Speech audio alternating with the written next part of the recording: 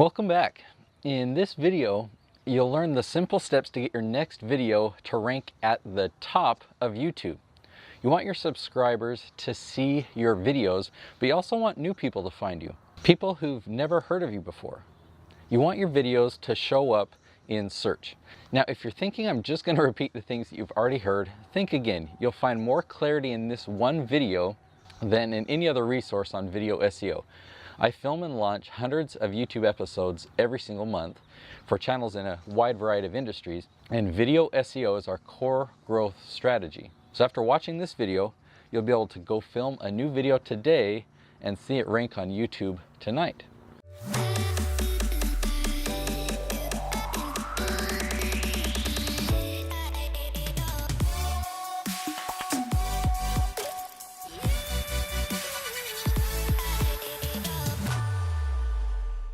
All right, this is going to be fun. I'm Nate Woodbury, the founder of Be The Hero Studios, and when I launched my company 8 years ago, I was excited. I had just left a prominent SEO company that worked with many big name clients with their SEO campaigns, and I thought that I knew a lot about SEO.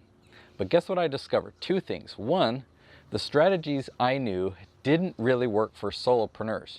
And two, SEO loopholes and tricks that worked 1 year don't work the next. The search engines like Google and YouTube, they constantly improve. So I went back to the beginning with the mission to figure out two things.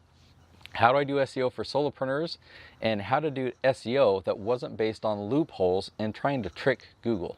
Basically, how to create videos that the search engines want to put on top and keep there for years. So as you can guess, since I'm making this video, I figured it out and it works. I'm going to share with you the system that I follow to rank videos in the top 10 on YouTube the day that it's launched. So rule number one, keywords at the top. You want your main keywords for your video to be in the title, in the top line of your description, at the top of your keyword tags, and at the top of your video transcript. Now look, you think you've heard this one before because you have, but your videos don't rank on YouTube, do they? Let me explain a couple more rules first, and then I'll come back and elaborate on this rule. I'm going to cover rules 2 and 3 together, and you'll understand why. So rule 2, use narrow specific topics, and rule 3, more competitive topics need a video series. You want your videos to be narrowed down as specific as possible. For example, you can make a video on how to do push-ups, or you can make a video on how to do perfect push-ups for beginners. There are many important reasons for this. Let's talk about the reasons first, and then I'll give you some more examples, and I'll even show you an awesome example on YouTube. Reason number 1. More specific topics have less competition and are easier for you to dominate. Reason number 2, the more focused your topic, the more applicable it is to your target audience. Honing in allows you to speak to your tribe, who are most likely to hire you or buy from you. And reason number 3, when you take a topic and break it down into several niche subtopics, you now have the titles for a video series instead of just one broad topic. Reason number 4, if you create a video series like this, then YouTube knows that you're the go-to channel for that topic, and after a while you rank for the more broad and more competitive phrases. Okay, back to some examples. If you just make a video on how to do push-ups, you're fighting an uphill battle. Think of how many other videos have been made with that very same topic and title. The only way to outrank them is to create a video that viewers like more than all the others and generates more revenue than all the others. Now, there's several other things that go into it. This is possible, but that's a topic for another video. It's a pretty big challenge. Now, what if you make one video called How to Do a Perfect Push-Up for Beginners? A second video called Does the Perfect Push-Up Really Work? Third, what muscles does a perfect push-up work? Fourth, the Perfect Push-Up 30-Day Challenge. Fifth, how do you do the perfect diamond push-up? Sixth, how do you do the perfect one-arm push-up? 7, the perfect push-up routine. Or 8, how not to do push-ups. So each one of those videos will quickly rank on YouTube because it's laser specific. Content like this will attract a loyal tribe to you. And when you create a series like this, you'll eventually dominate YouTube for the more competitive broad topic of push-ups as well. So how about I show you a real example? If I do a search for how to invest in real estate with no money, you'll find this video at the top. We filmed this back in 2014 and it's still on top. Now since then, we've created hundreds of videos on other niche focused topics. Now when you search YouTube for any category relating to real estate investing, you'll find one of our videos every time, often multiple. Let's move on to rule number 4. Entice viewers to comment. You probably already understand that a video with better engagement from viewers will perform better. In YouTube, this means likes and comments. So unfortunately, YouTube doesn't have the option to share a video. That's why there's really no such thing as a video going viral on YouTube. Instead, we need to do things that impress the algorithm into promoting your video, and hopefully someone will share your video link on other social platforms where it can go viral. For social engagement, the best thing that you can do in your video is incentivize the viewer for commenting. This might simply be that you promise to personally respond.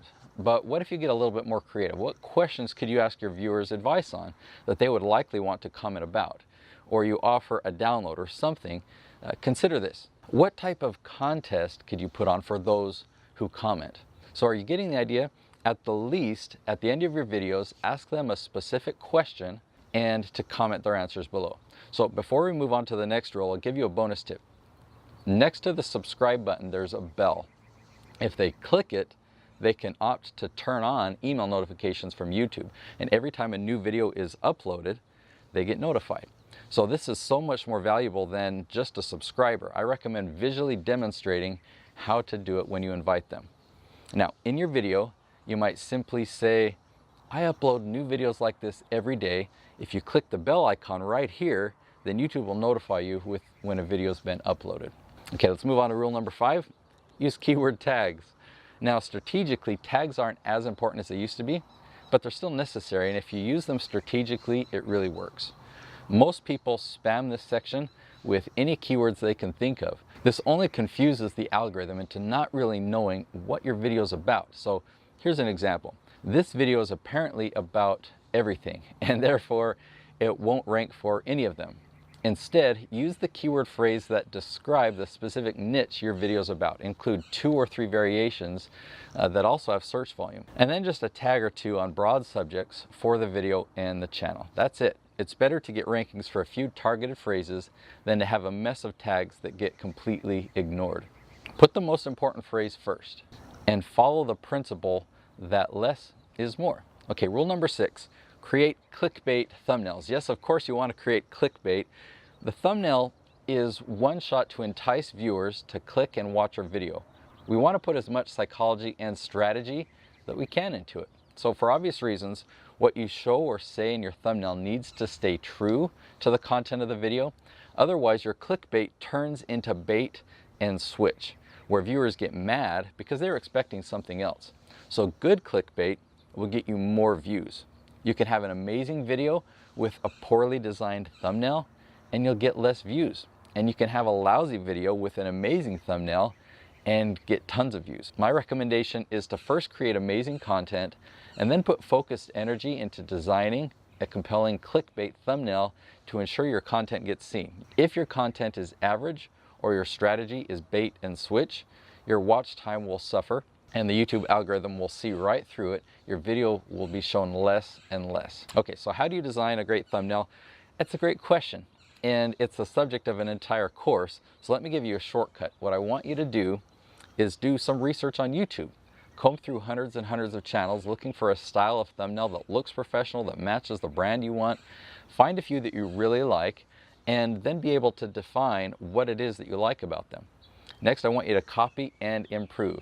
Yes, copy their style and improve upon it. The improving part is usually pretty easy. What you'll find is that most good channels use their thumbnails to inform. They create thumbnails with professional design that repeats the title at the top. So don't fall into that trap. Every time your thumbnail is shown, the title is right there with it. Text on your thumb can be great, but think of something else to say besides what you already have in the title. Instead of using text to inform, say something that makes them curious.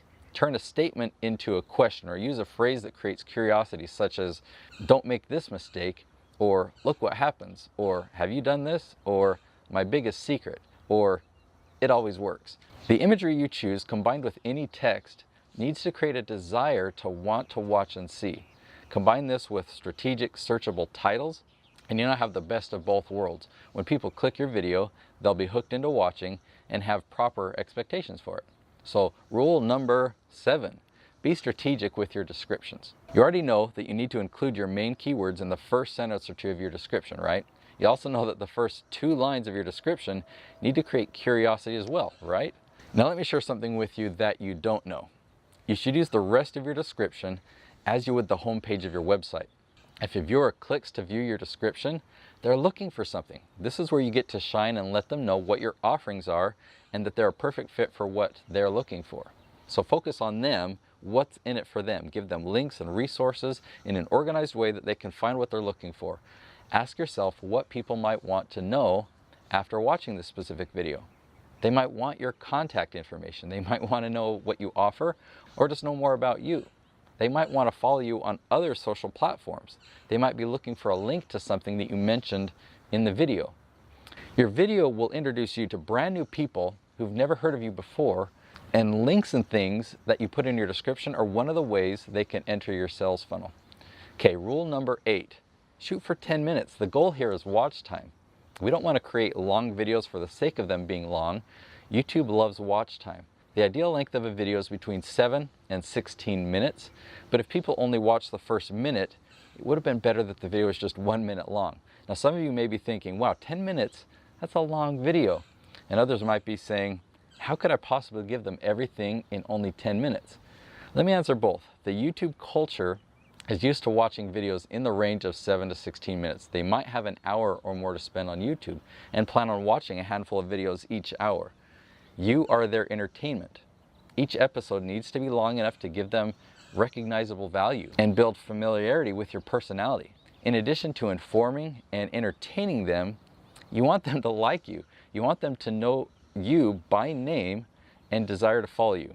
The more successful you are at narrowing down your video niche, the topic, the easier time you'll have to keeping your content from going too long. If it's too long, you didn't go specific enough. If you follow my advice for making a video series on a topic, then each video will be very specific, allowing you to thoroughly cover the topic in around 10 minutes and give you plenty of wiggle room to allow your personality to come through so that they can connect with you. Okay, rule number 9, analyze and improve. So after you post each video, watch how it performs. Did it do well or not? Compare it to the performance of your other videos. Ask yourself, why did this one get more views than that one? What did I do different? Become familiar with YouTube analytics. Become a numbers nerd. Believe me, when you have a video that starts to spike, you won't be able to stay away from the analytics. Learn from it, make decisions, and try new things. You'll win some, you'll lose some, but over time, you'll get better and better. YouTube tells you so much about each video. You'll know what percentage of people watch the entire video. You'll know the most common places that people lose interest and leave. If you dig in, you can determine what your audience enjoys the most. Now, YouTube SEO is all about impressing the algorithm. The stats that YouTube shows you on the dashboard are the stats you want to score the best at. If you do, and you follow these 9 rules, you'll show up in the top of search.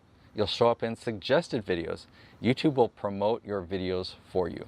What other questions do you have about video SEO? I want to answer them for you. Leave your questions in the comments below, and I'll see you in the next video.